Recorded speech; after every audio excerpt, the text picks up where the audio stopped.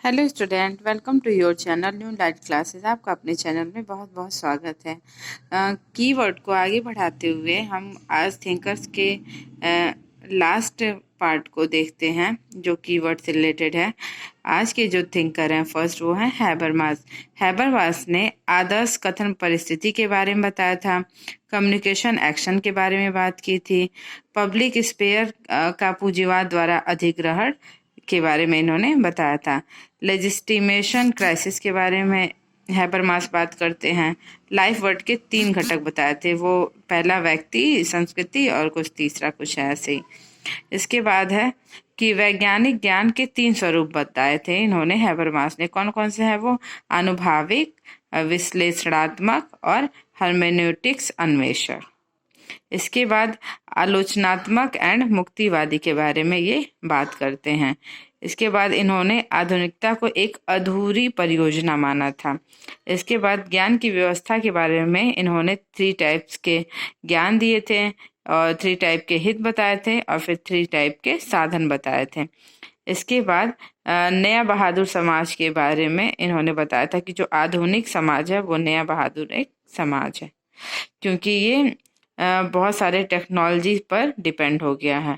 इसके बाद जो नेक्स्ट थिंकर हैं वो हैं अल्थ्यूजर। अल्थ्यूजर जो हैं वो एपिस्टोमोलॉजिकल के बारे ब्रेक के बारे में बात करते हैं, मीन्स ज्ञान मीमांसा अंतरा के बारे में बात करते हैं। इसके बाद आवर डिटर्मिनेशन के बारे में बात करते हैं, जिसको हिंदी में अति निर्धारणवाद कहते हैं। इसके बाद इन्होंने बताया कि जो सामाजिक संरचना है वो 3 चीजों पे डिपेंड होती है। पहला है अर्थव्यवस्था, दूसरा है राज्य, तीसरा है विचारधारा। इसके बाद नेक्स्ट थिंकर जो है वो है लेवी स्ट्रॉस। लेवी स्ट्रॉस ने अलायंस थ्योरी के बारे में बात की थी, नातेदारी की। फिर इसके बाद बाइनरी अपोजिशन के बारे में इन्होंने बताया था, नातेदारी अणु के बारे में। फिर सामाजिक संरचना का निर्माण जो है वह यह वास्तविक नहीं है। इनका मानना था कि जो सामाजिक संरचना है वो वास्तविक नहीं है, बल्कि इनका निर्माण जो होता है वो मानव मस्तिष्क से भी होता है। इसके बाद इन्होंने संरचनावाद के बारे में बताया है, फिर मिथक शास्त्र के बारे में भी कॉन्सेप्ट दिया है। इसके बाद जो नेक्स्ट थिंकर है वो है फूको। फूको ने प्रवचन डिस्कोर्स के बारे में बताया है, एपिस्टेमी ज्ञान मीमांसा के बारे में बात की है और ज्ञान और शक्ति की बात की है, और फिर माइक्रोफिजिक्स ऑफ पावर के बारे में ये बात करते थे। इसके बाद इन्होंने पास्ट मॉडर्निस्ट के बारे में बताया है, स्ट्रक्चर के बारे में, मतलब इनका जो संरचना था वो पास्ट मॉडर्निस्ट के बारे में बात की है। इन्होंने पागलपन और सेक्सुअलिटी की भी कॉन्सेप्ट बताई है। इसके बाद जो आते हैं नेक्स्ट थिंकर वो हैं गिडिंग्स। गिडिंग्स ने संरचनाकरण स्ट्रक्चरेशन थ्योरी दी है। फिर इसके बाद समय और स्थान दूरीकरण के बारे में गिडिंग्स बात करते हैं। संरचना का निर्माण नियम और संसाधनों से होता है। जो गिडिंग्स थे उनका मानना था जो संरचना है उनका निर्माण नियम और संसाधनों से होता है, मीन्स व्यक्ति और वस्तुओं से भी होता है, दोनों से मिलकर होता है। इसके बाद इन्होंने रिफ्लेक्सिन मॉडर्निटी के बारे में बात की है। इसके बाद इन्होंने बताया था कि समकालीन संकेत जो होते हैं वो वे निर्मित अनिश्चितताएं होती हैं। इसके बाद जो इनका मानना था कि समाज की संरचना के निर्माण में व्यक्ति और समाज दोनों पर का महत्वपूर्ण योगदान होता है। जो एंथोनी गिडिंग्स हैं उनका मानना है कि जो वैश्वीकरण है वो समय और स्थान का संकुचीकरण है, एक प्रक्रिया है जिसे सांस्कृतिक बहुलवाद में भी वृद्धि हो सकती है। इसके बाद इन्होंने स्ट्रक्चरल ड्युअलिटी मीन्स संरचना द्वैत का सिद्धांत दिया था। आधुनिकता एक जगरनॉट बेलगाम घोड़ा है, इनका मानना था, क्योंकि ये कहाँ तक ले जाएगी किसी को नहीं पता है।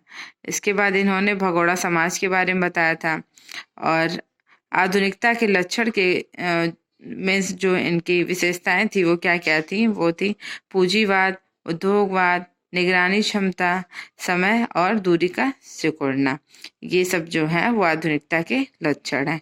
इसके बाद जो नेक्स्ट थिंकर है वो है C.H. कूले।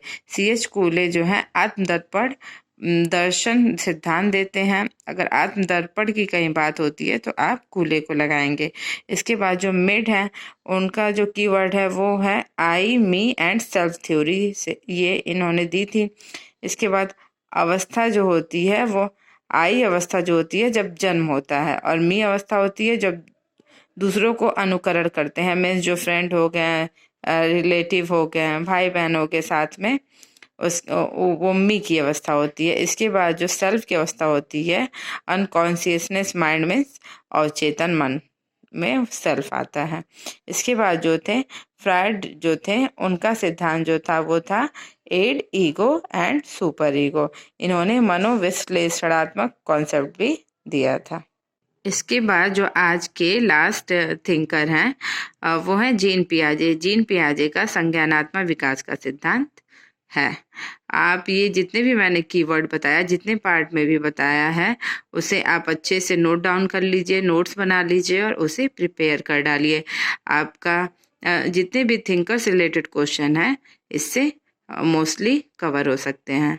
और प्लीज़ मेरे चैनल को शेयर, सब्सक्राइब, लाइक करते रहें, जिससे मुझे मोटिवेशन मिलती रहे। Thank you so much.